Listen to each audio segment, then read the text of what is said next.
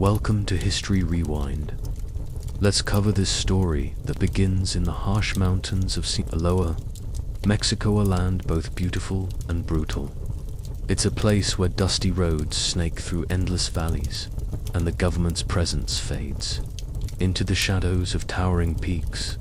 From one of these remote villages, a boy would rise to become one of the most feared and legendary drug lords the world has ever seen. This is the story of Joaquín El Chapo Guzmán and the Sinaloa Cartel that changed the global drug trade forever. Like, share, and subscribe if you like the video, and comment what time and from where you're watching the video. Joaquín Archivaldo Guzmán Lara was born on April 4th, 1957, in La Tuna, a tiny village in the Badiraguato municipality of Sinaloa. His family was impoverished. His father, Emilio Guzmán, was a subsistence farmer and an occasional drug trafficker. In a region where opportunities were scarce and the drug trade was woven into the social fabric, the line between survival and criminality was thin. By the time Joaquín was a teenager, he had already entered the world of narcotics, nicknamed El Chapo, meaning shorty for his height. He began growing marijuana fields with his cousins and smuggling small quantities through the Sinaloan mountains. But it was his ambition, not his size, that defined him.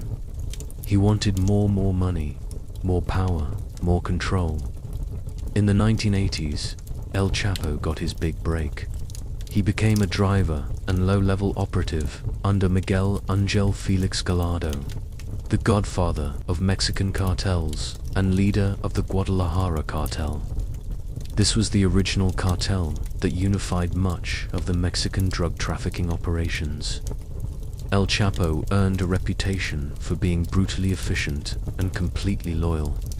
He oversaw logistics, ensuring that drugs moved north to the United States, quickly and cleanly.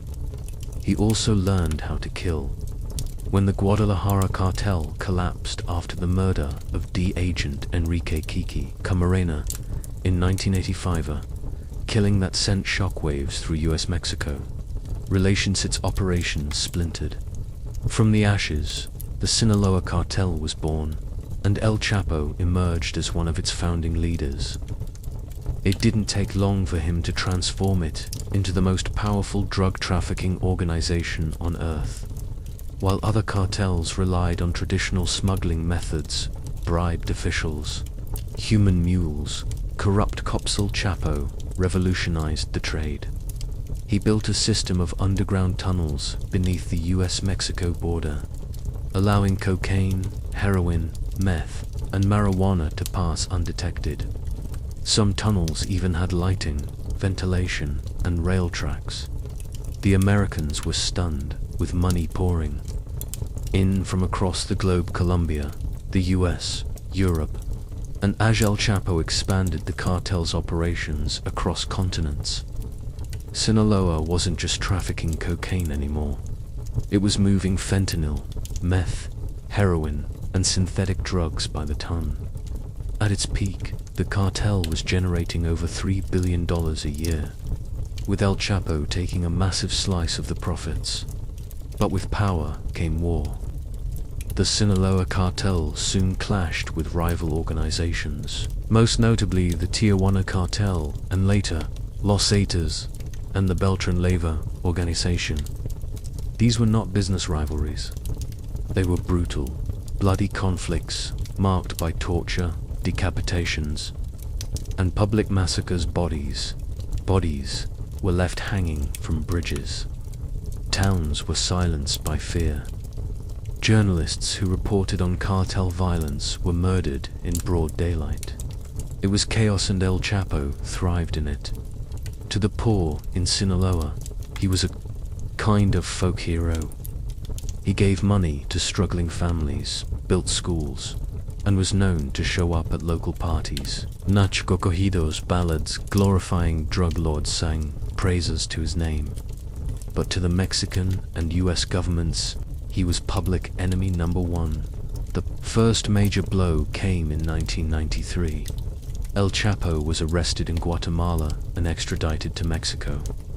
He was sent to the high-security Punta Grande prison, but even behind bars, he continued to run the Sinaloa Cartel. Guards were bribed, inmates were intimidated, and visitors came and went without question. In 2001, El Chapo did the unthinkable. Escaped by hiding in a laundry cart, pushed right out of the prison by complicit guards. The government was humiliated. A manhunt began, but he vanished. For over a decade, he ruled from the shadows.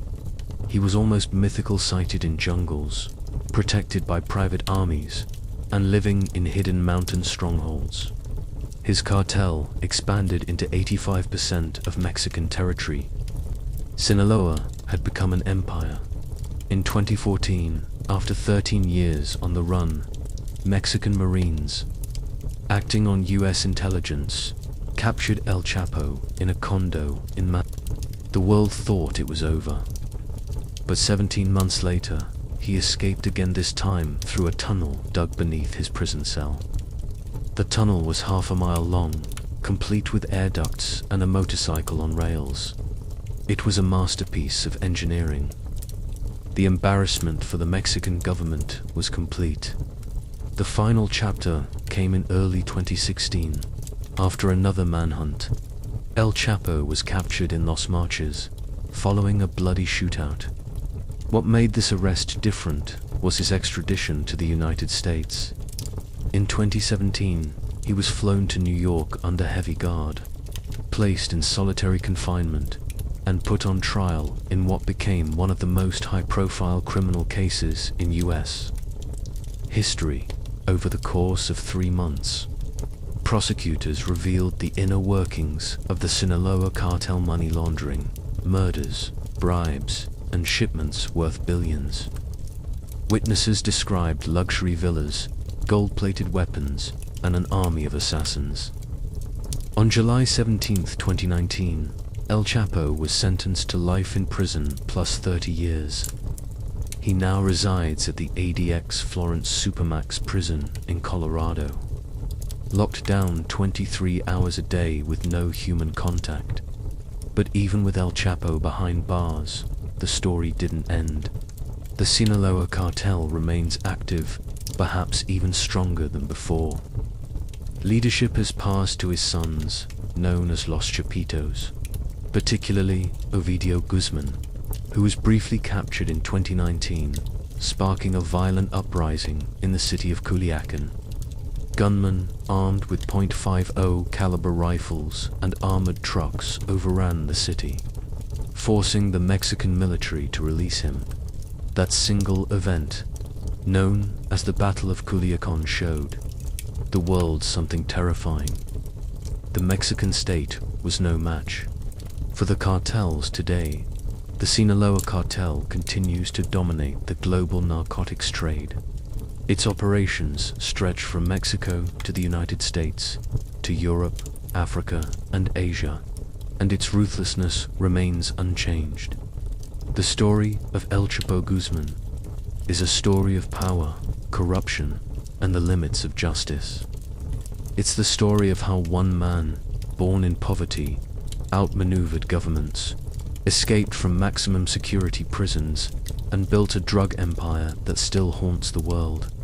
But perhaps most chilling of all is this: while El Chapo is locked away forever, the machinery he helped build is still running, fueled by drugs, money, fear, and silence. Thank you for watching History Rewind. If you enjoyed this story, don't forget to like, share, and subscribe, and let us know in the comments what time and from where you're watching the video. We'll see you in the next episode with more stories from the shadows of history.